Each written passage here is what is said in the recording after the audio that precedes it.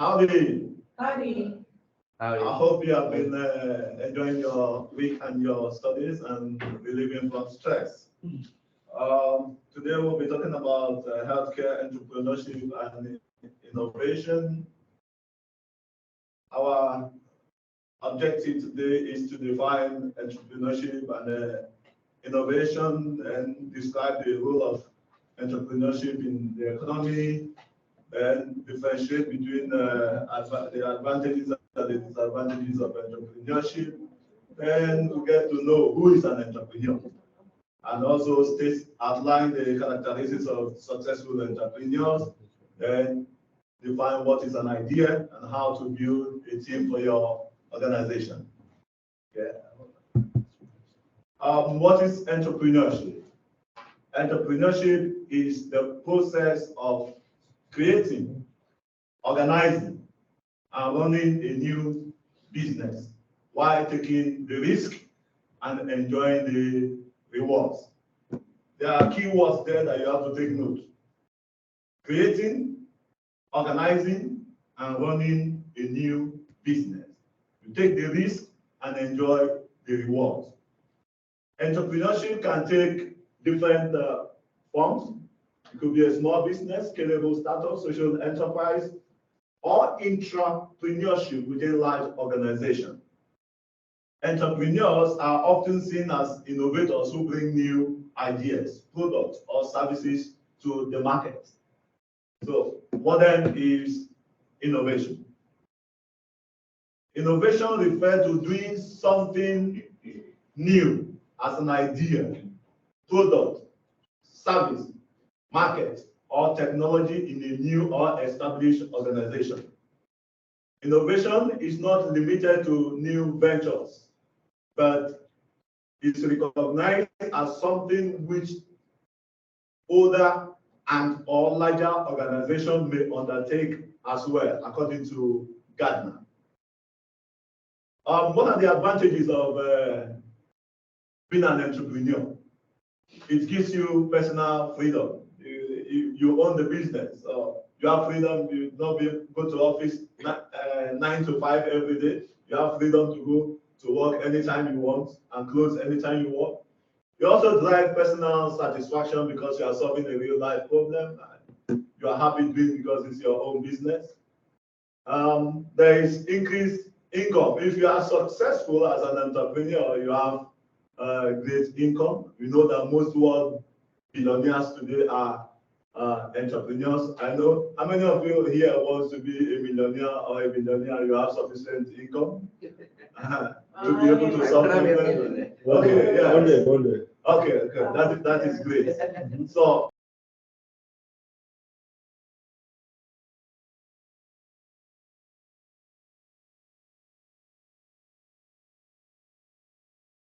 in the organization, you may not even have closing time. You will work from 8 to 10 in the night, so there is high level of stress.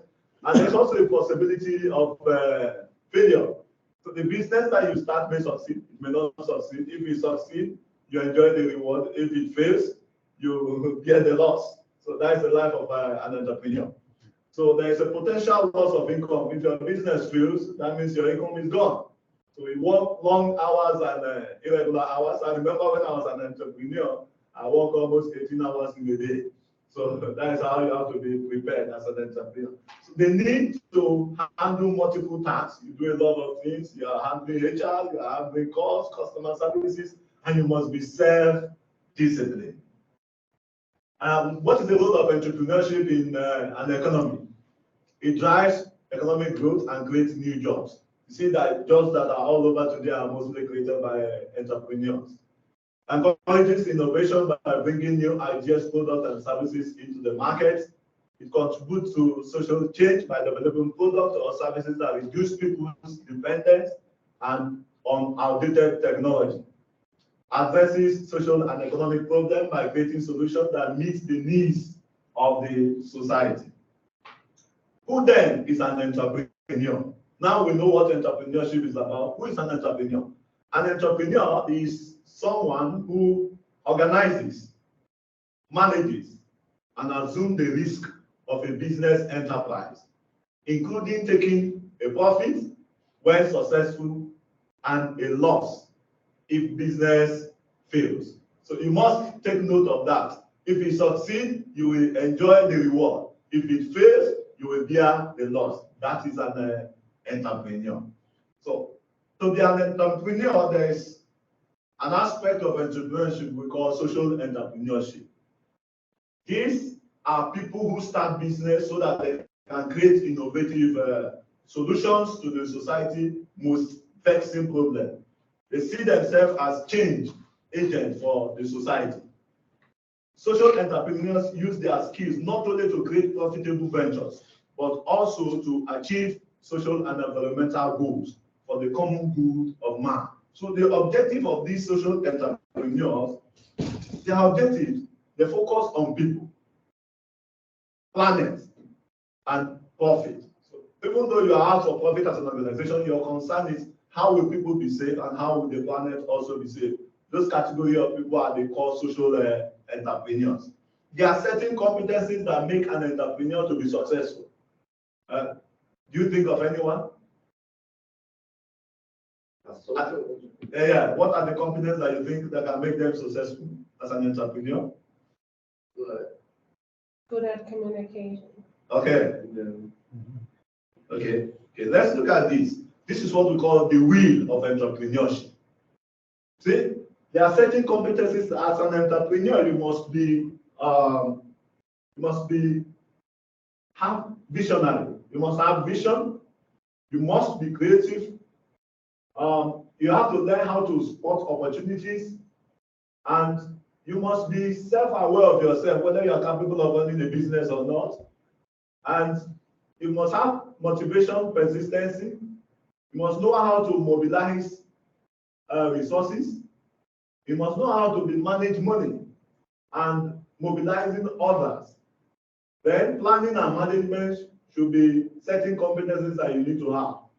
You must also learn how to cope with ambiguity, uncertainty. You know, some people don't like ambiguity. They want their monthly salary to be coming steadily every month. So it's difficult for you to be an entrepreneur. You must also have the competence of knowledge of working with others and learning through experience. As you are working on the job, you need to be updating your knowledge. So let's look at some life lessons from great entrepreneurs. I hope you enjoy this.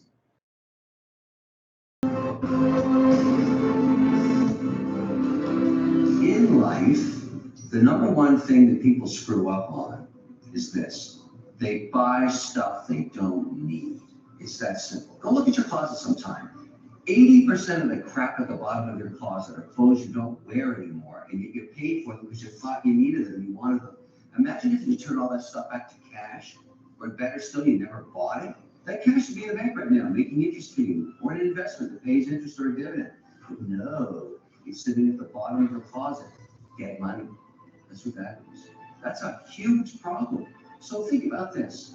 Let's say you actually owe $200 on your credit card, and you're passing a hot little coffee spot, and you're thinking about getting a cappuccino for $2.30. Don't do it. Pay off the $200 first. Don't spend money on stuff you can't afford. It costs 15 cents to make coffee. You're paying somebody $2.30. The rest of that could have been used to reduce your debt. That's the whole deal. Don't buy stuff you don't need. Make sure you go through every single month in a way that you respect money, that you somehow pay back. You look at the world around you, where ideas were born, where individuals started in garages. Where did Microsoft, where did Apple, where did Amazon, where did Google, where did Facebook come from? They came from ideas that people felt something could be done and that they could make a difference. So as you go out into this world, I would hope that you look at being ethical and holding the value systems which you want this country to have.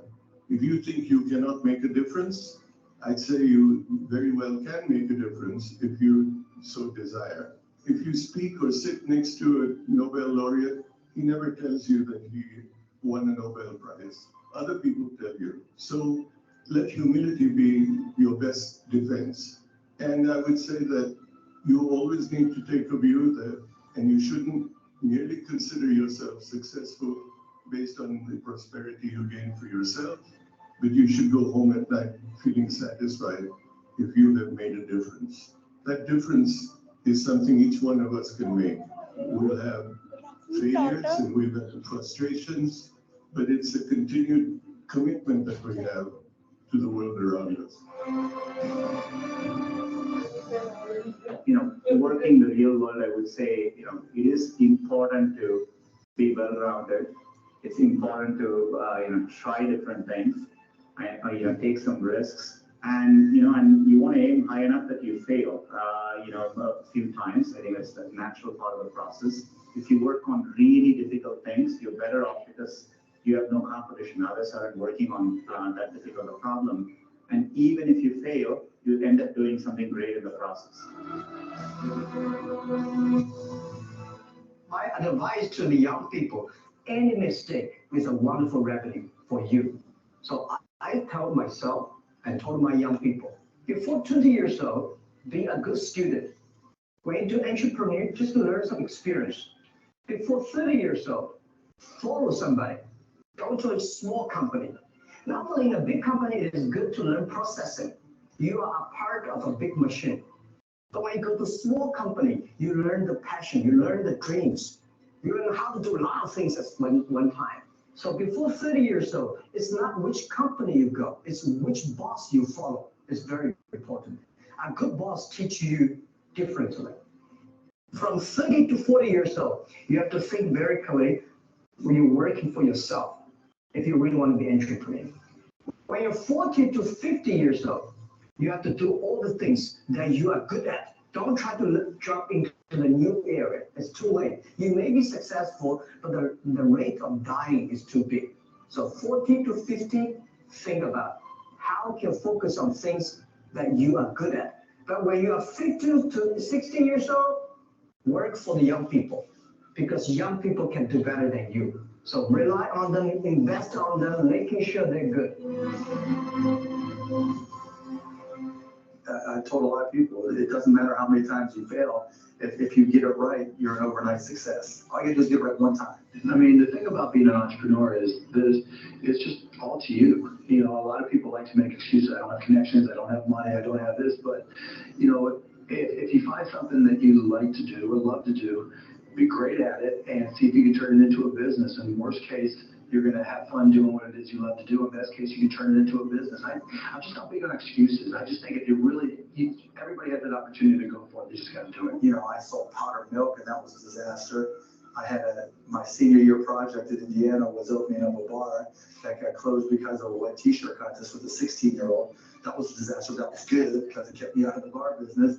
I got fired from my first job in the software business because I wanted to close the deal instead of going out and closing the sale. Instead of coming in and sweeping the floor, it didn't matter how many times I failed. I just kept on going and going and going. And entrepreneurs need to realize that sometimes it's not the idea, it's not who you know, it's not how much money you have access to.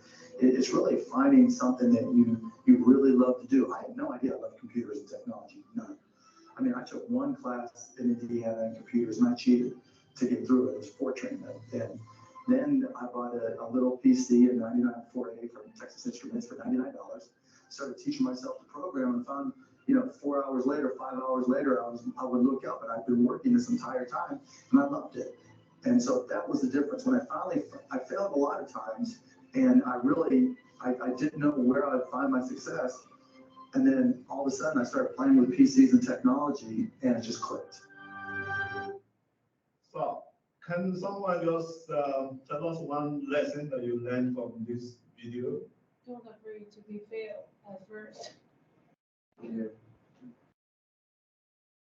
Okay. Persistence. Don't be afraid to fail. As an entrepreneur, you need an idea. Ideas rule the world. Without an idea, you cannot succeed as an entrepreneur. You may as you are seated here today, have an idea of the problem that you want to solve in the world. But let's just look at these few ideas, which I think it might be relevant to you in the course of your pursuit. Business ideas. Healthcare has quickly become one of the most profitable industries in the US, and it's easy to see why. Demand is high, healthcare costs are rising, and there are so many ways you can make money in this field that no matter your skill level or business experience, you're bound to find something to fit your expertise. But just like any other industry, finding that perfect healthcare business idea requires research and critical thinking to determine what will be the most profitable endeavor for you personally. Number 1, surgical product distribution. If you're a medical professional looking to start your own business, surgical product distribution may be a great idea. Surgical equipment is expensive, and many hospitals have historically paid up to 10% over retail price for equipment. It makes sense that they would look to cut down on these costs by increasing their purchasing power, which can only be done if they start buying in bulk themselves. Number 2, telehealth consulting services. No matter what your experience is, if you're passionate about helping others and know how to work hard, telehealth consulting services could be an excellent business idea for you. Number 3, senior home care. With healthcare professionals facing a shortage and an aging population, senior home care is a booming business idea. In fact, you can earn up to $100 an hour for simply running errands, assisting with day-to-day tasks, or just being present company for your clients. This is a flexible business option that allows you to work part-time or full-time as needed, but still earn a healthy income. Number 4, medical equipment rental. Some people who need medical equipment aren't able to purchase it outright, so they rent. This is where you come in. Set up a business to help them with their healthcare needs. Provide wheelchair, hospital bed, walker, and other equipment rental services, plus cleaning and repair services when needed. As an added bonus, some insurance companies will reimburse clients for these costs. Number 5, online pharmacy store. Healthcare companies can also benefit from setting up an online store that will make it easy for people to purchase medications and buy healthcare products. You'll need to invest in good customer service, as well as comprehensive privacy policies. Keep in mind that you must be careful when it comes to keeping records of prescriptions and personal information, particularly if you are located in countries with strict privacy laws. Number 6, physical therapy management software. Take advantage of a growing industry and diversify your physical therapy practice by offering software that can help keep track of patient health records. Software is especially helpful for patients with complex medical histories, or for orthopedic clinics that treat athletes, where one injury can lead to another. The popularity of physical therapy software is on an upward trend, and current projections say it will be worth more than $2 billion by 2017. Start today to make sure you're not missing out on any potential sales. Number 7, personal chef services. Hiring a personal chef to prepare healthy meals for you and your family is an affordable way to enjoy home-cooked food, especially if you lack time or skill in the kitchen. Many personal chefs are trained to accommodate different dietary restrictions and will work with you to provide quick, easy, and tasty meals every day of your life. Not only that, but hiring a personal chef helps prevent unhealthy eating behaviors such as snacking between meals or loading up on takeout during stressful days at work. Number 8, diagnostic center. If you're looking to get into healthcare but don't have a medical degree, consider opening a diagnostic center. These clinics are specifically geared toward non-life-threatening conditions and typically offer tests like tests for blood glucose and ECGs. Many of these centers partner with physicians or specialists so that patients can easily receive follow-up care if their conditions require it. Number 9, medical transcription services. This can be a home-based business that requires little startup capital. Medical transcriptionists work for medical offices and hospitals, transcribing doctors' dictation into written reports. This is a great way to get started in business without spending too much upfront. If you want to take it to another level, you can even advertise your services online, often through freelancing sites, or partner with an established transcription service provider. Number 10, dental sales. It's one of America's fastest growing industries, with sales growing by about 25% a year. Dental implants are also part of an even larger industry that encompasses dentures, partial dentures, and other artificial teeth replacement systems. This is one business idea where you won't be limited to selling your products in a local market.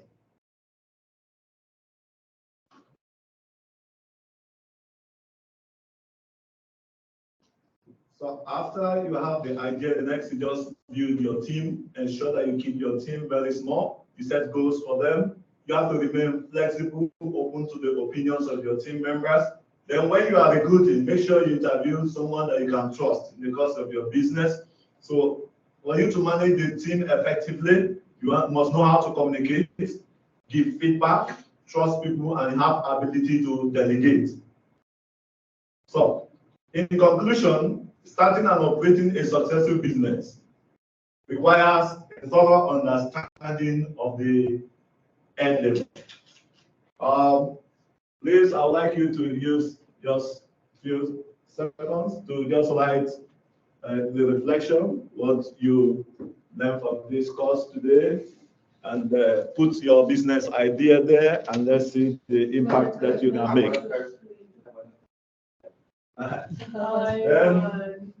Remember to submit your homework and take advantage of the office hours. I'll be available in my office to answer your question. Thank you.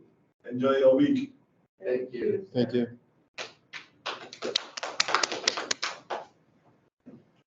You know what would be a good